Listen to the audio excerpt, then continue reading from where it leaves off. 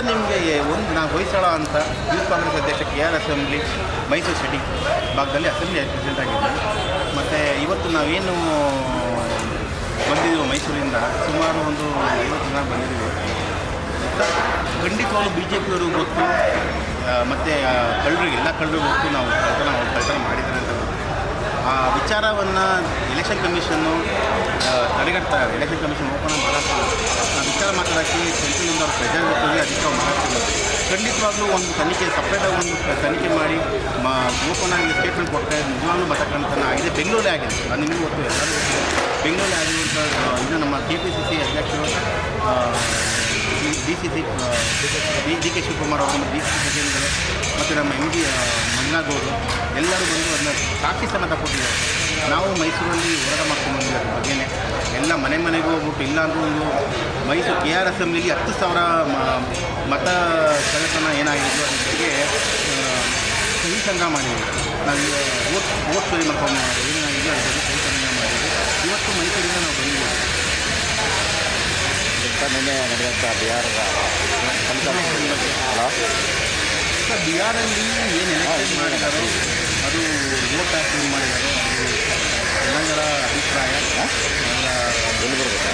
ಏನಿದೆ ನಾವು ಇವಾಗ ಏನು ಎಲೆಕ್ಷನ್ ಆಗಿದೆ ತಂದೆ ಏನಾದ್ರು ಮೋಸ ಆಗಿದೆಯಾ, ನಿಜವಾಗ್ಲೂ ಮೋಸ ಆಗಿ ತನಿಖೆ ಮಾಡೋಕ್ಕೆ ಸ್ವಲ್ಪ ಸಮಯ ಬೇಕು.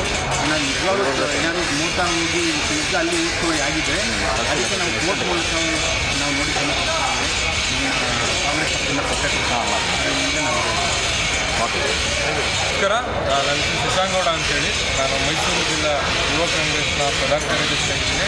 ನಾವೆಲ್ಲೂ ಕೂಡ ವರ್ಣ ಕಾನ್ಸ್ಟಿಟ್ಯೂನ್ಸಿಂದ ನಾವು ಬಂದಿರ್ತೀವಿ.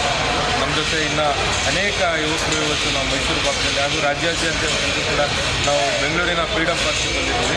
ಇವತ್ತು ಬಂದಿರತಕ್ಕಂಥ ಉದ್ದೇಶ ಏನಪ್ಪ ಅಂತ ಅಂದರೆ, ಇವತ್ತು ತಮ್ಮೆಲ್ಲರೂ ಕೂಡ ಮಾಧ್ಯಮದವರು ತಮ್ಮೆಲ್ಲರೂ ಕೂಡ ಗೊತ್ತಿರುತ್ತೆ, ಏನು ರಾಜ್ಯಾದ್ಯಂತ ಆಗಿರ್ಬೋದು, ರಾಷ್ಟ್ರಾದ್ಯಂತ ಆಗಿರ್ಬೋದು, BJPಯ ನೇತೃತ್ವದ ಸರ್ಕಾರ, ಈ ಮೋದಿಯವರ ಸರ್ಕಾರ ಇದೆ. ಆ ಸರ್ಕಾರದ ವತಿಯಿಂದ ಸಂವಿಧಾನಿಕ ಹುದ್ದೆಗಳಾಗಿರ್ತಕ್ಕಂಥ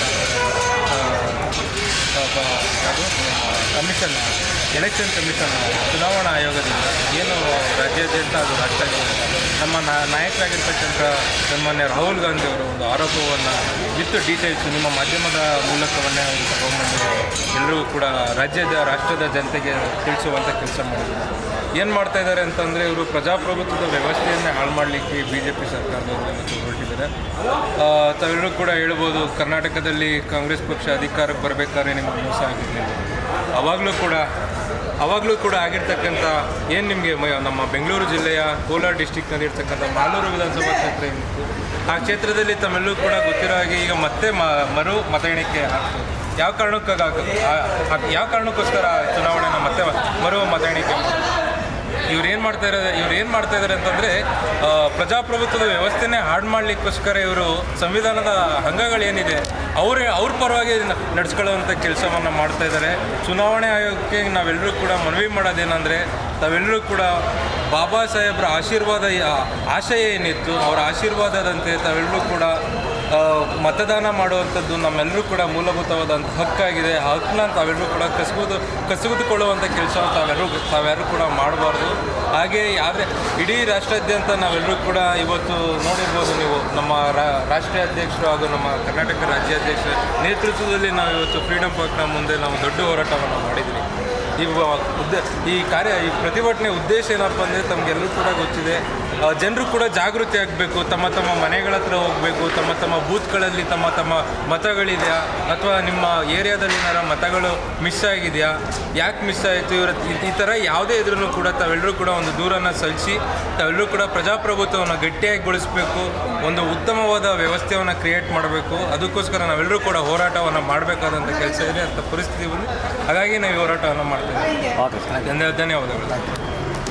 ಬೆಂಗಳೂರು ನಗರದಲ್ಲಿ ನಡೆದಂಥ ಪ್ರತಿಭಟನೆ ಕಾಂಗ್ರೆಸ್ ರಾಷ್ಟ್ರೀಯ ಅಧ್ಯಕ್ಷರಾದಂಥ ಉದಯಭಾನು ಮುನ್ಷಿಪಿ ಅವರ ನೇತೃತ್ವದಲ್ಲಿ ರಾಜ್ಯಾಧ್ಯಕ್ಷ ಮಂಜುನಾಥ್ ಸೇರಿದಂಥ ಎಲ್ಲ ಉಪಾಧ್ಯಕ್ಷರಾಗಿರ್ಬೋದು, ರಾಜ್ಯ ಕಮಿಟಿದವರಾಗಿರ್ಬೋದು, ಎಲ್ಲ ಡಿಸ್ಟ್ರಿಕ್ಟ್ ಅಧ್ಯಕ್ಷರ ನೇತೃತ್ವದಲ್ಲಿ ವಿರುದ್ಧವಾದಂಥ ಪ್ರತಿಭಟನೆ ಮಾಡಿದ್ದೇವೆ.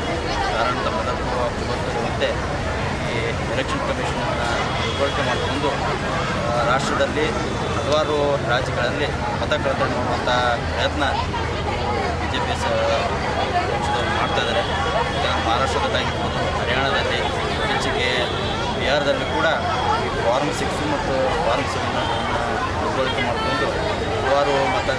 ಮತದಾರರನ್ನು ಕೊನೆಯ ಕ್ಷಣದಲ್ಲಿ ಡಿಲೀಷನ್ ಆಗ್ತವೆ. ಮತ್ತು ಹಲವಾರು ಮತದಾರರು ಕೂಡ ಇವತ್ತು 61 ಲಕ್ಷ ಬಿಹಾರದಲ್ಲಿ ಡಿಲೀಷನ್ಗಳಾಗಿದ್ದಾವೆ.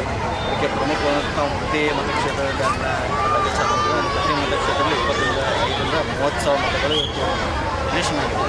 ಇವತ್ತು ಪ್ರಜಾಪ್ರಭುತ್ವದ ವ್ಯವಸ್ಥೆಯಲ್ಲಿ ಭಾರತ ದೇಶದಲ್ಲಿ ಸಂವಿಧಾನ ಅಂದರೆ ಅಲ್ಲಿ ಪ್ರತಿಯೊಬ್ಬರಿಗೂ ಇವತ್ತು ಯಾವುದಾದ್ರೂ ಒಂದು ಹಕ್ಕು ಸಿಕ್ಕಿದೆ ಅಂದರೆ ಒಂದು ಮತದಾನ ಪ್ರತಿಯೊಬ್ಬರು ಯಾರು ಕೂಡ ಈ ಮತದಾನದ ವಂಚಿತರಾಗಬೇಕು.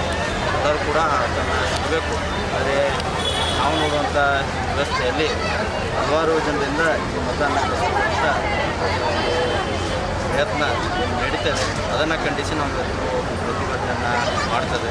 ಮತ್ತು ಹಲವಾರು ರೀತಿಯಿಂದ ಮತಗಟ್ಟಣೆ ನಡೀತದೆ. ಹಲವಾರು ಇನ್ವ್ಯಾಲಿಡ್ ಫೋಟೋಗಳಿದ್ದಾವೆ, ಇನ್ವ್ಯಾಲಿಡ್ ಅಡ್ರೆಸ್ಗಳಿದ್ದಾವೆ.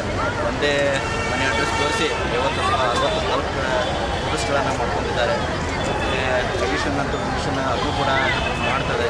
ಬೇರೆ ಫೋಟೋಗಳಿರ್ತವೆ, ಆದರೆ ಏಜ್ ಡಿಫ್ರೆನ್ಸ್ ನೋಡಿದರೆ ಸರಿಯಾದ ಮ್ಯಾಚ್ ಆಗಲ್ಲ. ಇದಕ್ಕಿಂತ ಬೇರೆ ಬೇರೆ ರೀತಿಯಿಂದ ಮತ ಕಳ್ಳತನ ಮಾಡುವಂಥ ಇವತ್ತು ಪ್ರಯತ್ನ ಮಾಡ್ತಾರೆ.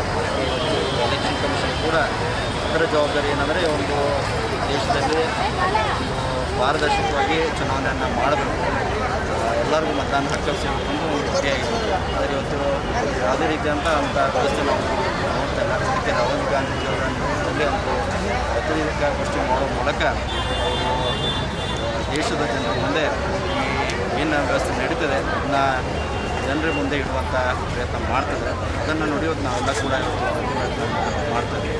ಓಕೆ, ಪ್ರತಿಭಟನೆ ಮತಗಳ್ಳತನದ ವಿರುದ್ಧ ಹೇಳ್ತೀರಾ ಸರ್?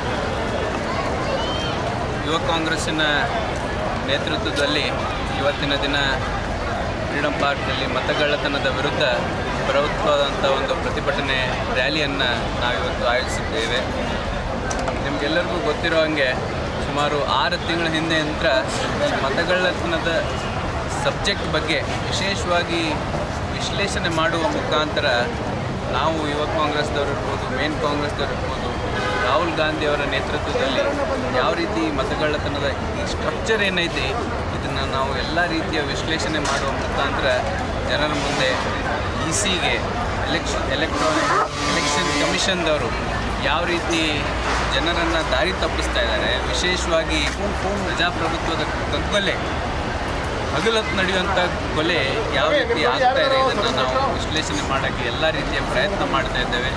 ಬಿಹಾರಿನ ಚುನಾವಣೆಯ ಫಲಿತಾಂಶದ ಬಗ್ಗೆ ಎಲ್ಲರೂ ಬಟ್ಟೆತ್ತಿ ನೋಡುವ ಥರ ಆ ಫಲಿತಾಂಶವನ್ನು ನೀವೆಲ್ಲರೂ ಸಾಕ್ಷಿ ಇದ್ದೀವಿ. ಇಷ್ಟೇ ನೀವು ವಿಮರ್ಶೆ ಮಾಡ್ಕೊರಿ.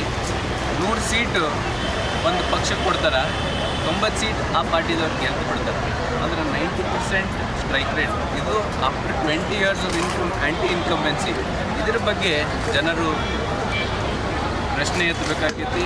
ಇವತ್ತಿನ ದಿನ ಈ ಪ್ರಜಾಪ್ರಭುತ್ವವನ್ನು ಉಳಿವಿಗಾಗಿ ನಾವೆಲ್ಲರ ಯುವ ನಾಯಕರು, ಯುವ ಮಿತ್ರರು, ಯುವ ಸಂಘಟಕರು ಒಗ್ಗಟ್ಟಿನ ಆ ಧ್ವನಿಯನ್ನು ಪ್ರದರ್ಶನ ಮಾಡುವ ಮುಖಾಂತರ ಈ ಪ್ರತಿಭಟನಾ ರ್ಯಾಲಿಯಲ್ಲಿ ನಾವೆಲ್ಲರೂ ಭಾಗವಹಿಸಿದ್ದೇವೆ.